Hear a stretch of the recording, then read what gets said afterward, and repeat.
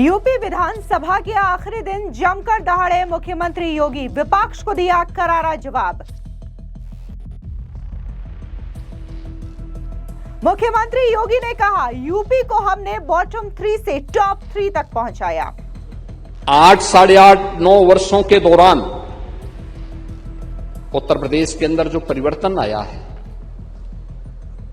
Bottom 3 से top 3 राज्यों में उत्तर प्रदेश को पहुंचाने का काम इसी डबल इंजन सरकार ने किया है। टॉप 3 राज्यों में 13 लाख करोड़ रुपए की उत्तर प्रदेश की जीएसडीपी को पहुंचा करके हम 36 लाख करोड़ तक पहुंचा रहे हैं। एआई समिट में यूथ कांग्रेस के अर्धनग्न प्रदर्शन पर भड़के मुख्यमंत्री योगी। और दूसरी तरफ आज एक शर्मनाक घटना भारत मंडपम में करने का प्रयास कांग्रेस के युवा संगठन ने करने का प्रयास किया है। पूरी दुनिया के अंदर भारत की छवि को खराब करने का कुत्सित प्रयास हुआ और हम इसकी निंदा करते हैं। सीएम योगी ने शिवपाल यादव और नेता प्रतिपक्ष माता प्रसाद पांडे पर कसा तंज। मुख्यमंत्री योगी आदित्यनाथ ने उत्तर प्रदेश विधान मंडल के बजट सत्र के अंतिम दिन बजट अभिभाषण पर हुई चर्चा पर सदन में जवाब दिया। मुख्यमंत्री योगी ने विपक्षी दल समाजवादी पार्टी पर कटाक्ष करने के साथ ही नेता प्रतिपक्ष माता प्रसाद पांडे और चाचा शिवपाल यादव की भी चुटकी ली। आपको बता दें कि मुख्यमंत्री योगी आदित्यनाथ ने विधानसभा में साल 2026-27 के बजट पर चर्चा का जवाब देते हुए इसे ऐतिहासिक बताया। उन्होंने कहा कि उत्तर प्रदेश के इतिहास में ऐसा पहली बार हुआ कि किसी मुख्यमंत्री को 10वीं बार बजट पेश करने का गौरव प्राप्त हुआ।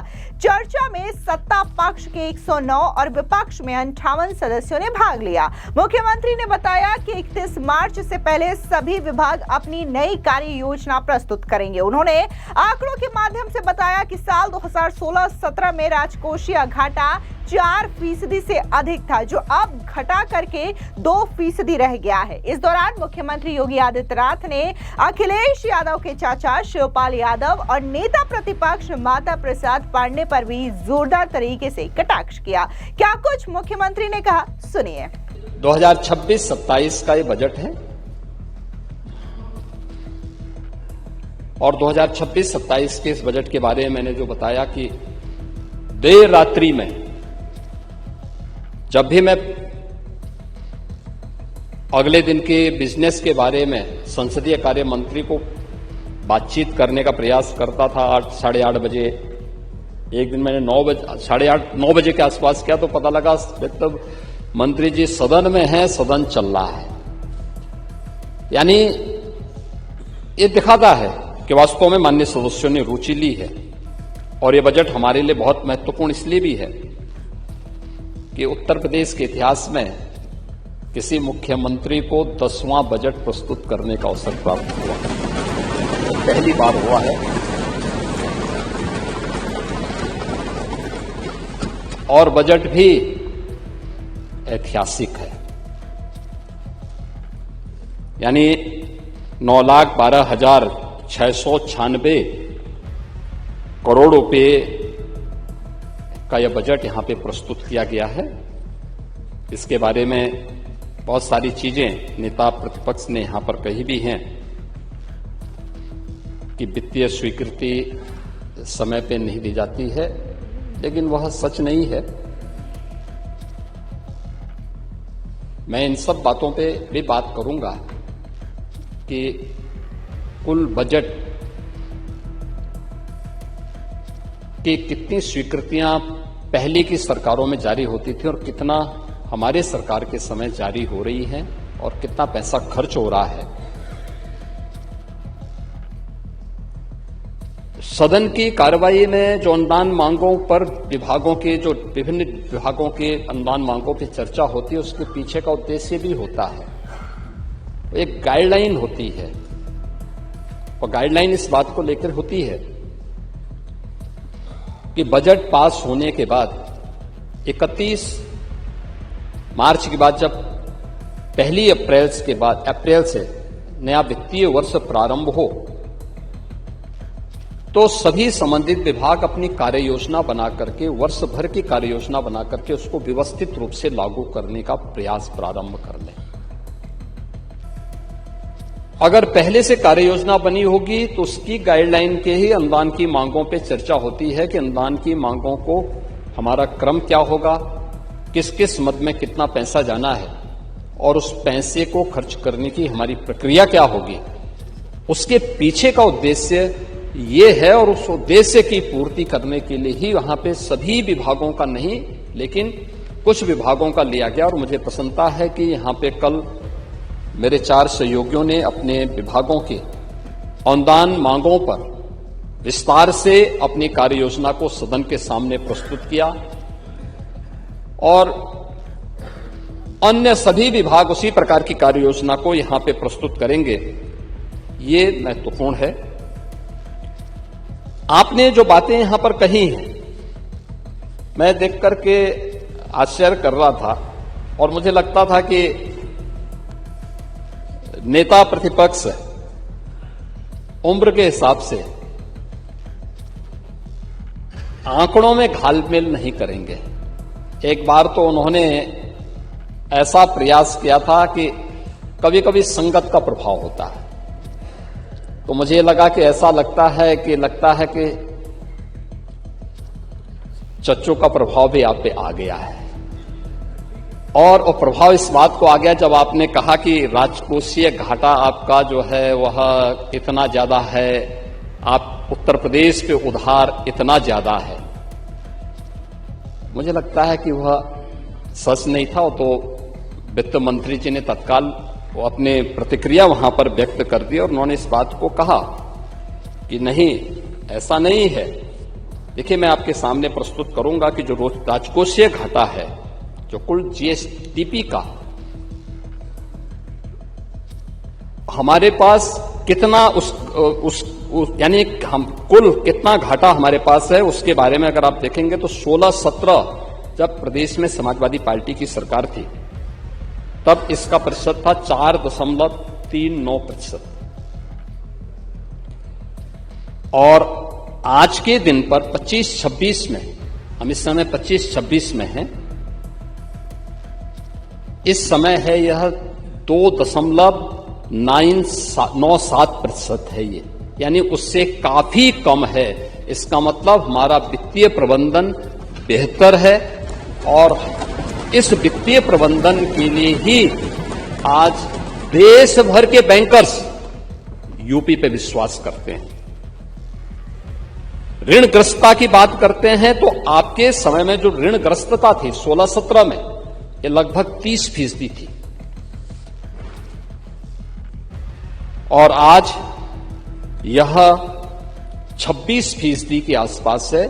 हम इसको कम किए हैं और इस वित्तीय वर्ष के अंत तक हम लोगों ने 26-27 में, यानी 27 का जो वित्तीय वर्ष समाप्त होगा वहां तक हम उसको 23% तक पहुंचाने का 30% से कम करते हुए, यानी हमने लगातार उत्तर प्रदेश पे जो ऋण था उसको हम कम कर रहे हैं। हाँ, ये तो स्वाभाविक रूप से वॉल्यूम बढ़ेगा तो उसके दायरे बढ़ेंगे, लेकिन जितनी हमारी आय है उसका व्यय में संतुलन बनाए रखने का काम इस दौरान सरकार ने यहां पर किया है। और प्रति व्यक्ति आय को भी अगर देखा जाए तो प्रति व्यक्ति आय इस वित्तीय वर्ष के अंत में, यानी 24-25 के अंत में, जो गत वित्तीय वर्ष संपन्न हुआ है, उसमें उत्तर प्रदेश की जो प्रति व्यक्ति आय थी 16-17 में जब हम लोग आए, यानी जब हम आपकी सरकार थी तब यह लगभग 43,000 के आसपास थी।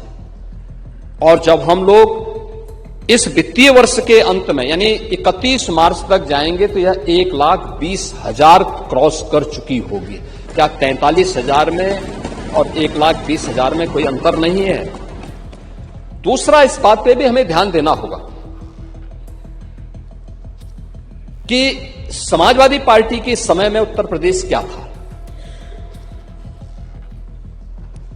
पांडे जी, आप तो पुराने समाजवादी हैं और मैंने इसीलिए कहा कि आप स्वस्थ रहें, क्योंकि आप समाजवादी आंदोलन के जो सबसे वरिष्ठ पिलर हैं और अंतिम वो पीढ़ी है जिसने समाजवादी आंदोलन के अनुसार जीवन जीने का प्रयास किया है, जो जेपी चाहते थे, जो लोहिया चाहते थे।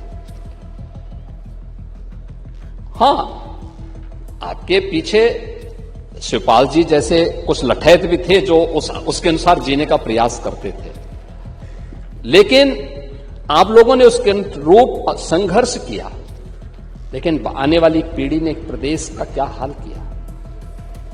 इसके अलावा मुख्यमंत्री योगी आदित्यनाथ ने विधानसभा को संबोधित करते हुए कहा कि भारत तब विकसित होगा जब राज्य विकसित होंगे, राज्य तब विकसित होगा जब जिले विकसित होंगे, जिले तब विकसित होंगे जब गांव विकसित होंगे। पहले यूपी सबसे नीचे के राज्यों में शुमार होता था, लेकिन अब यूपी टॉप 3 में है। साल 2026-27 में जीडीपी 40 लाख करोड़ के पार पहुंचाएंगे। सुनिए क्या कुछ उत्तर प्रदेश में बढ़ते विकास को लेकर के मुख्यमंत्री योगी ने कहा। क्या स्थिति थी उत्तर प्रदेश की, और हम इस बात को कहते हैं। पिछली बार भी जब उत्तर प्रदेश ने विकसित भारत, विकसित उत्तर प्रदेश के मुद्दे पर चर्चा की, और अध्यक्ष जी मैं तो आपसे अनुरोध करूंगा कि अगर समय मिलता है तो हम लोगों को ये चर्चा करने वाला उत्तर प्रदेश देश का पहला राज्य है जिसने आदरणीय प्रधानमंत्री जी के विजन को प्रभावी ढंग से इस सदन के माध्यम से चर्चा के विकसित भारत के लक्ष्यों को प्राप्त करने की दिशा में हमारे क्या कर्तव्य होने चाहिए, क्या दायित्व होने चाहिए। भारत विकसित होगा तब जब राज्य विकसित होंगे, और राज्य विकसित तब होंगे जब जनपद विकसित होगा, और जनपद विकसित तब होगा जब गांव और नगर की इकाई हमारी विकसित होगी, आत्मनिर्भर होगी। और उस पर लगातार 27-28 घंटे तक इस सदन में चर्चा हुई। तब भी हम लोगों ने इस बात को कहा था। क्या स्थिति थी तब उत्तर प्रदेश की, यानी 16-17 में उत्तर प्रदेश की जो स्थिति थी, उत्तर प्रदेश देश के अंदर सबसे यानी बड़े राज्यों में अगर आप देखें तो बॉटम 3 राज्यों में आता था। जो सबसे नीचे के राज्यों में उत्तर प्रदेश की गिनती होती थी, और बीमारू राज्य उत्तर प्रदेश हो गया था। परसेप्शन खराब था। देश भर में आपको जाने का अवसर प्राप्त होता था तो लोग किस निगाह से देखते थे उत्तर प्रदेश को, आपसे ज्यादा कोई छुपा हुआ नहीं है। लेकिन इन 8, साढ़े 8, 9 वर्षों के दौरान उत्तर प्रदेश के अंदर जो परिवर्तन आया है, बॉटम 3 से टॉप 3 राज्यों में उत्तर प्रदेश को पहुंचाने का काम इसी डबल इंजन सरकार ने किया है। टॉप 3 राज्यों में 13 लाख करोड़ रुपए की उत्तर प्रदेश की जीएसडीपी को पहुंचा करके हम 36 लाख करोड़ तक पहुंचा रहे हैं, और हमने तय किया है कि 26-27 में इसको 40 लाख करोड़ तक पहुंचाएंगे।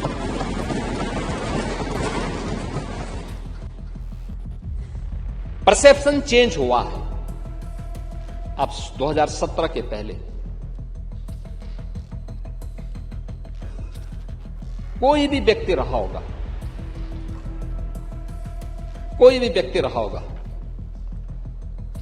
तो उत्तर प्रदेश का कोई भी नौजवान था, कोई भी नागरिक था, किसी भी तबके का, कोई व्यापारी हो, उद्यमी हो, कोई भी रहा हो, वो देश के अंदर जाता था, उसके बारे में अच्छी धारणा नहीं होती थी। लोग शक की निगाहों से देखते थे। और आप लोगों ने तो कुछ जनपदों को ऐसा बना दिया था कि उस जनपद के नाम पर लोग होटल में कमरे नहीं देते थे, धर्मशालाओं में रहने की व्यवस्था नहीं करने देते थे, नहीं रहने देते थे। लेकिन आज मैं कह सकता हूं कि हमारे उत्तर प्रदेश का नागरिक देश के अंदर और दुनिया के अंदर कहीं जाता है तो दुनिया गौरव से चेहरा, सामने वाले का चेहरा चमकता है। अच्छा, उत्तर प्रदेश से ये परसेप्शन, ये जो परिवर्तन आया है, ये सरकार की नीतियों के कारण, स्पष्ट नीति और शुद्ध नियत के नाते ये परिवर्तन देखने को मिला है। और इसी परिवर्तन का परिणाम है कि हम लोगों ने उत्तर प्रदेश को आज देश के अंदर टॉप 3 राज्यों के अंदर पहुंचाया है। और मैंने इसलिए कहा आप स्वस्थ रहें, क्योंकि उत्तर प्रदेश जब $1 ट्रिलियन की इकोनॉमी बनेगा तब देश का टॉप की अर्थव्यवस्था उत्तर प्रदेश होगा। इस दृष्टि से हम लोग इस बजट को इस माननीय सदन में प्रस्तुत किए हैं।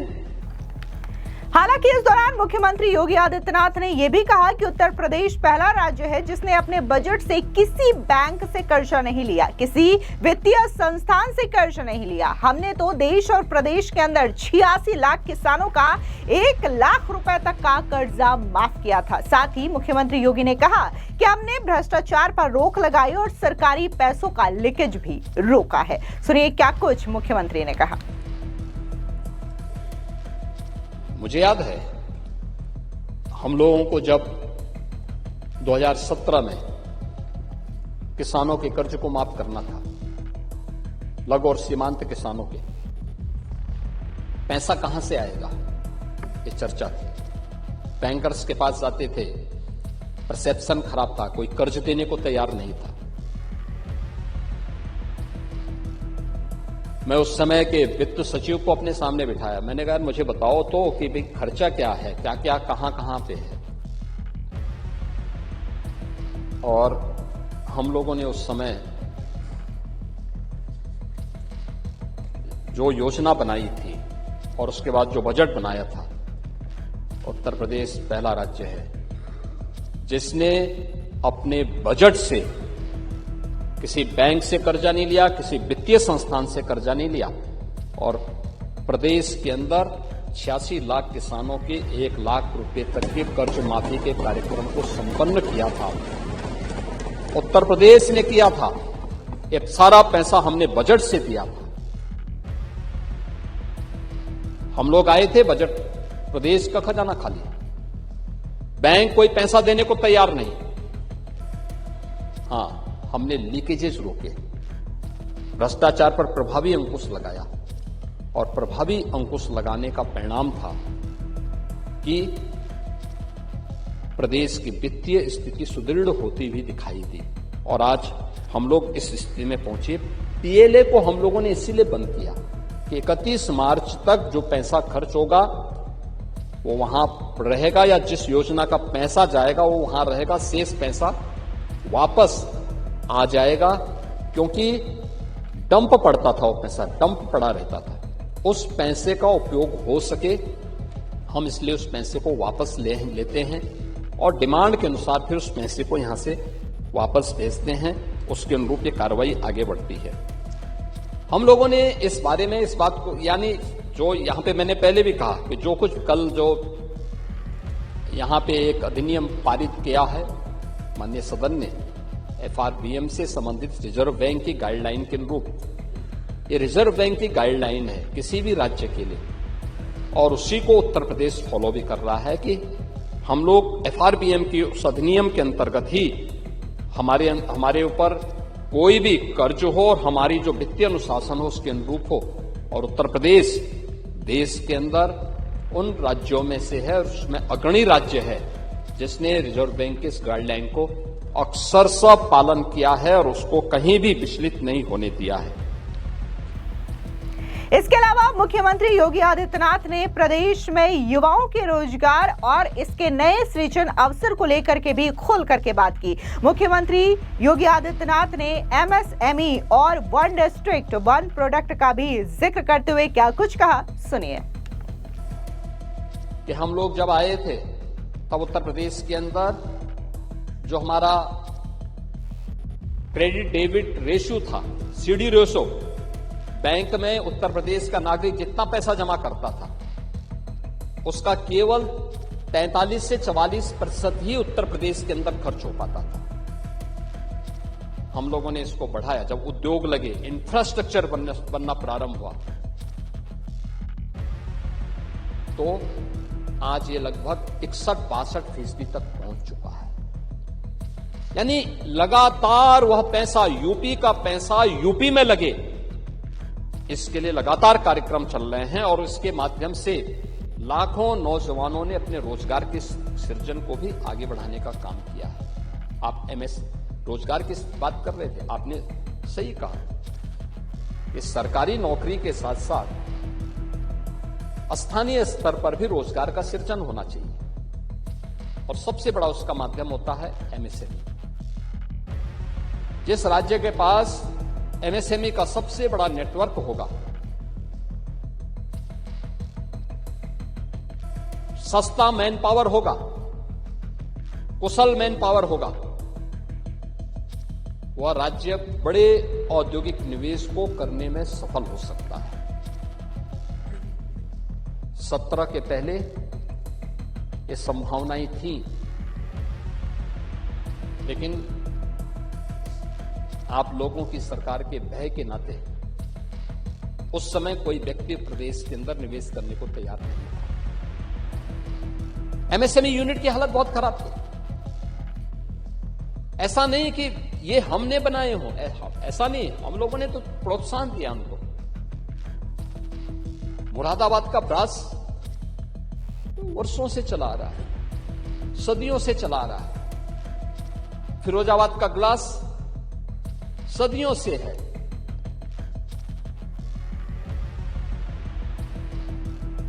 ब्लैक पॉटरी आजमगढ़ का सदियों से चली आ रही परंपरा है।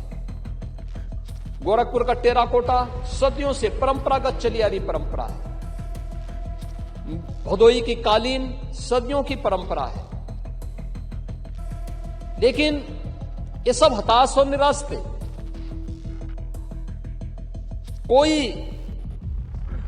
इनका कोई पुरस्कार नहीं था, कोई पूछता नहीं था। सरकार आई, सरकार ने इनकी मैपिंग की, सर्वे करवाए, क्या कुछ हो सकता है, इनको सर्वे करके इनको कहां पे आवश्यकता पड़ती है, डिजाइन में, टेक्नोलॉजी में, पैसे में, पैकेजिंग में, मार्केटिंग में, प्रशिक्षण में, कहां पे हो सकता है। सरकार ने उसके साथ कार्रवाई प्रारंभ की। 1 डिस्ट्रिक्ट 1 प्रोडक्ट 2018 में हमने प्रारंभ किया। और आज मुझे बताते हुए प्रसन्नता है, देश के अंदर 96 लाख एमएसएमई यूनिट यूपी रखता है। अकेले यूपी के पास 96 लाख एमएसएमई यूनिट है। 3 करोड़ से अधिक एमएसएमई यूनिट, इस यूनिट में 3 करोड़ से अधिक उत्तर प्रदेश के नागरिक कार्य कर रहे हैं। उससे रोजगार उनको प्राप्त हो रहा है, स्वरोजगार उससे प्राप्त हो रहा है। हर एक एमएसएमई यूनिट को हमने रजिस्ट्रेशन की व्यवस्था की और हर एक एमएसएमई जो उसने रजिस्ट्रेशन कराया है उसको 5 लाख रुपए की सुरक्षा बीमा का कवर राज्य सरकार उसको उपलब्ध करवा रही है। 5 लाख का ये उत्तर प्रदेश के अंदर हुआ है। दूसरा, परंपरागत रूप से भी जो हमारे हस्तशिल्पी और कारीगर थे, क्या स्थिति थी उनकी। आप तो इतने पुराने आदमी हैं, ग्राम स्वराज की चर्चा करते थे। ग्राम स्वराज प्रदेश के अंदर, ये ग्राम स्वराज जहां गांव हर एक चीज को लेकर गांव के अंदर गांव अपनी योजनाएं बनाता था, गांव अपनी योजनाओं को लागू करता था, गांव अपने अंदर सारी व्यवस्थाओं को लागू करता था। और ये पंच परमेश्वर की व्यवस्था भी गांव के अंदर ही हुआ करती थी। किसी चीज के लिए किसी पे निर्भरता नहीं, आत्मनिर्भर गांव हुआ करते थे हमारे। गांव के अंदर नाव भी होता था, गांव के अंदर कारपेंटर भी होता था, गांव के अंदर राजमिस्त्री भी होता था, गांव के अंदर हर प्रकार का व्यक्ति होता था। एक दूसरे पर सबकी व्यवस्था निर्भर होती थी और वह व्यवस्था संचालित होती थी, एक सिस्टम के साथ आगे बढ़ती थी। आत्मनिर्भरता के लक्ष्य को लेकर के एक सौहार्द भी था, संपन्नता भी थी, लोग अपने अनुसार उसको आगे बढ़ाते थे। लेकिन परिणाम क्या है, 2000 यानी लगातार इसमें गिरावट आई और अंततः 2019 में हम लोगों ने विश्वकर्मा श्रम सम्मान की स्कीम लागू की थी। टूल किट वितरण की कार्रवाई को आगे बढ़ाया। आज बड़े पैमाने पर हम लोगों ने टूल किट उपलब्ध करवाने प्रारंभ किए, उसके लिए उन्हें प्रशिक्षण देना प्रारंभ किया है, बैंकों से सस्ते में लोन देना प्रारंभ किया है। प्रदेश के ही युवाओं के लिए जो हम लोगों ने स्कीम लागू की, उस स्कीम के अंतर्गत ही इस सीएम युवा की वह योजना है जिस स्कीम के अंतर्गत मार्जिन मनी के साथ ही हम लोग मार्जिन मनी देने के साथ ही गारंटी मुक्त, ब्याज मुक्त पहले चरण में 5 लाख रुपए का, दूसरे में 7.5 लाख का और तीसरे में 10 लाख रुपए तक का हम लोग उसको बैंक से लोन उपलब्ध करवा रहे हैं। और मुझे बताते हुए प्रसन्नता है कि अब तक प्रदेश के अंदर 1,10,000 से अधिक नौजवानों को सीएम युवा योजना के अंतर्गत हम लोगों ने बैंकों से ब्याज मुक्त और गारंटी मुक्त लोन उपलब्ध करवाने में मदद की है। और मैं एमएसएमई मंत्री से कहूंगा कि एक बार वह आपकी बात आपने जिन नौजवानों को बताया है आप दीजिए, और मैं मानता हूं हर जनप्रतिनिधि को रुचि लेनी चाहिए, उन नौजवानों का प्रशिक्षण हो और फिर उसके अनुसार वो बैंक से लोन लेंगे, उसका सब कुछ तो सरकार को देना है, वो मूलधन वापस कर दें, जो भी उसमें मार्जिन मनी के बाद जो मूलधन बचता है उसको वापस कर देगा तो उसका बहुत अच्छा काम हो। लेकिन काम उसको क्या करना है इसका प्रशिक्षण बहुत आवश्यक है और ये प्रशिक्षण विभाग करा रहा है। हर जनपद में हम उसकी व्यवस्था करा रहे हैं। ये चीजें भी आपको दिखानी पड़ेगी। इस दौरान भारत मंडपम में इंडियन यूथ कांग्रेस के कार्यकर्ताओं के शर्टलेस विरोध प्रदर्शन को लेकर के भी उत्तर प्रदेश के मुख्यमंत्री योगी आदित्यनाथ ने कड़ी प्रतिक्रिया जाहिर की। उन्होंने इस घटना की निंदा करते हुए कहा कि कुछ लोग देश की कीमत पर खिलवाड़ कर रहे हैं और ऐसी हरकतें कतई स्वीकार्य नहीं है। सुनिए क्या कुछ मुख्यमंत्री योगी आदित्यनाथ ने कांग्रेसी कार्यकर्ताओं के इस शर्टलेस विरोध प्रदर्शन को लेकर के कहा। और दूसरी तरफ आज एक शर्मनाक घटना भारत मंडपम में करने का प्रयास कांग्रेस के युवा संगठन ने करने का प्रयास किया है। पूरी दुनिया के अंदर भारत की छवि को खराब करने का कुत्सित प्रयास हुआ और हम इसकी निंदा करते हैं। यह बहुत ही शर्मनाक घटना है कांग्रेस के लोगों के द्वारा, कांग्रेस के नेताओं का ये, यानी देश की कीमत पर ये लोग खिलवाड़ करना चाहते हैं। राजनीति होती है, आरोप प्रत्यारोप होते हैं, लेकिन हम देश की कीमत पर सौदेबाजी करें, देश की छवि के साथ खिलवाड़ करें, जहां 100 से अधिक देशों के लोग भागीदार बन रहे हों, वहां पर इस प्रकार की उत्पात मचा करके अराजकता फैलाने का प्रयास असह्य है। और मुझे लगता है कि हर भारतवासी को इस घटना की निंदा करनी चाहिए, भर्त्सना करनी चाहिए और जो भी इसके पीछे है उसके खिलाफ कठोरतम कार्रवाई की जानी चाहिए, जो लोग भारत की छवि को खराब करने का प्रयास कर रहे हैं। साथ ही मुख्यमंत्री योगी आदित्यनाथ ने उत्तर प्रदेश में डेटा सेंटर स्थापित किए जाने को लेकर के भी चर्चा की और उन्होंने बताया कि आखिर उत्तर प्रदेश में डेटा सेंटर्स की आवश्यकता क्यों है। सुनिए। इस बजट में जिसका प्रावधान किया गया है, खासतौर पर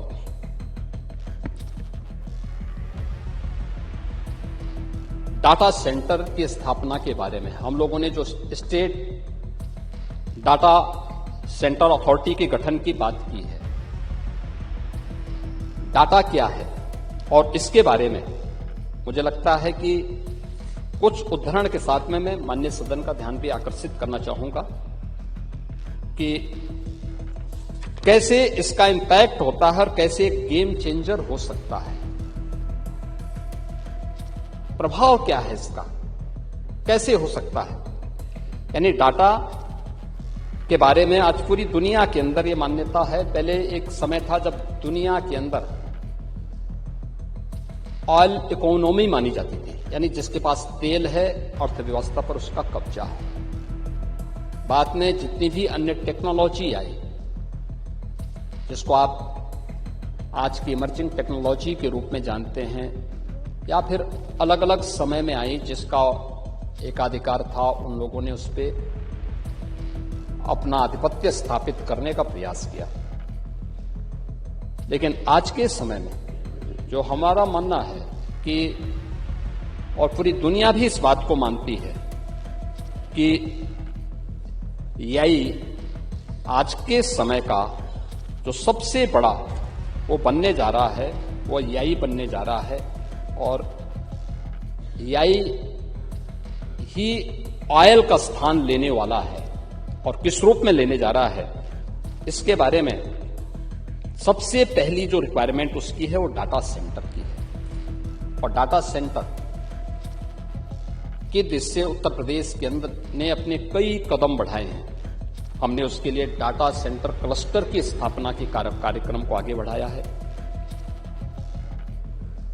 2017 के पहले उत्तर प्रदेश के अंदर डाटा सेंटर नहीं थे, लेकिन हम लोगों ने इसके बाद डाटा सेंटर स्थापित करने की कार्रवाई की है और अब तक हमारे पास कई डाटा सेंटर यूपी के अंदर स्थापित हो चुके हैं और कई हमारे पास प्रस्तुत हैं। लेकिन उसका क्लस्टर किस रूप में हमारे लिए उपयोगी हो सकता है और ये जो न्यू ऑयल के रूप में काम करेगा, इसकी उपयोगिता को हमें बहुत महत्वपूर्ण ढंग से समझना होगा। खासतौर पर जो डिजिटल डाटा को स्टोर करना, उसको प्रोसेस करना, उसको मैनेज करना, ये 3 महत्वपूर्ण प्रक्रियाएं उसकी जो होती हैं। और उसी दृष्टि से हम लोगों ने इस बात को ध्यान में रख करके आगे बढ़ाया है, जिसमें हम लोग इस बात को मानते हैं कि हमारे पास जो कुछ भी है, यानी अब तक शासन की जो कार्यप्रणाली थी, हमने डाटा सेंटर अथॉरिटी के गठन की प्रक्रिया को क्यों आगे बढ़ाया।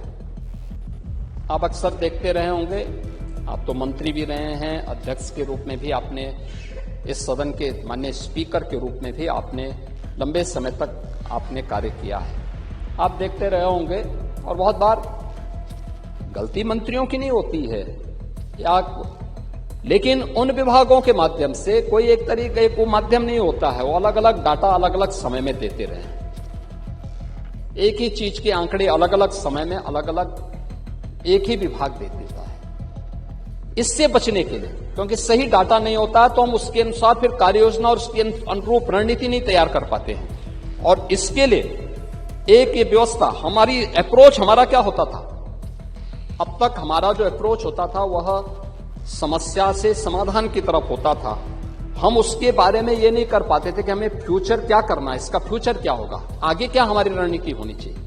हम नहीं, भाई आपने मुद्दा उठाया, किसी माननीय सदस्य ने कोई मुद्दा उठाया, हमने उस समस्या का वहां पे समाधान करने के समय कार्रवाई कर दी। लेकिन इंडिविजुअल का ही नहीं, बल्कि एक यूनिवर्सल होना चाहिए। इंडिविजुअल की बजाय यूनिवर्सल की दिशा में हम कार्य कर सकें, सबके लिए समान रूप से उसको लागू कर सकें, जिसको प्रधानमंत्री जी ने कहा सबका साथ और सबका विकास। उसी भाव के साथ डाटा की एक बड़ी महत्वपूर्ण भूमिका होने जा रही है और जिसमें हम लोग कह सकते हैं कि रिएक्टिव की बजाय प्रिडिक्टिव एंड प्रोएक्टिव रोल के रूप में वह कैसे कार्य करता है, ये एक बड़ा कार्य होगा। और इसी दृष्टि से सरकार अपनी स्टेट डाटा अथॉरिटी के गठन की दिशा में कार्य कर रहा है, जो प्रदेश का एक सुप्रीम रेगुलेटर और आर्किटेक्ट के रूप में काम करेगा। इसमें डेटा इकट्ठा करना, उसको जोड़ने के असली गेम चेंजर क्रिटिकल थिंकिंग है, यानी उसको कैसे हम आगे कार्य कर सकते हैं। जैसे 2 एग्जाम्पल मैं आपको दूंगा। आपने एक एग्जाम्पल देने का प्रयास किया था, लेकिन मैं आपको दूंगा। आप पूर्वी उत्तर प्रदेश से आते हैं, एंसेफ्लाइटिस से वहां मौतें होती थी। हमारा ध्यान क्या होता था, उपचार पे। कोई बीमार हुआ उसको उपचार मिल जाना चाहिए, उन्मूलन की तरफ हम नहीं गए।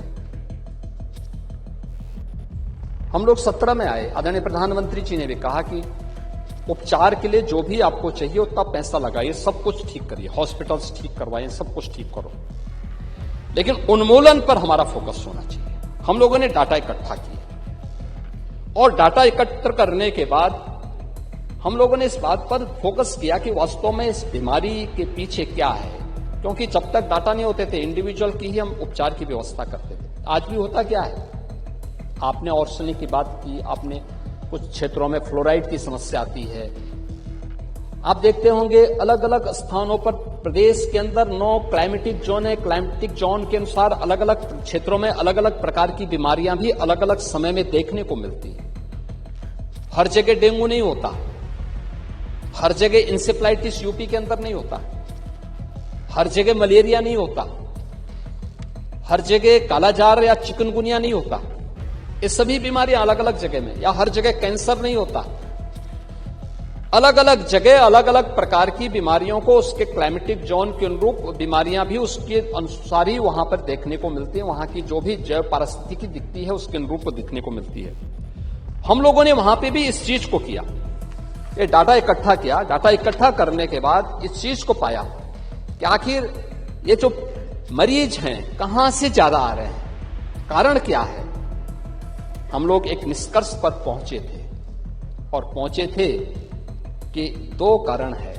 जहां शुद्ध पेयजल का अभाव है और खुले में शौच लोग करते हैं, वहां पर इंसेफ्लाइटिस से मौतें ज्यादा हैं। अब उपचार की व्यवस्था, उपचार के लिए शुद्ध पेयजल की आपूर्ति और हर घर में शौचालय का निर्माण, इस सरकार के द्वारा जो प्रोएक्टिव अप्रोच गवर्नमेंट का था, यूनिवर्सल अप्रोच गवर्नमेंट का था,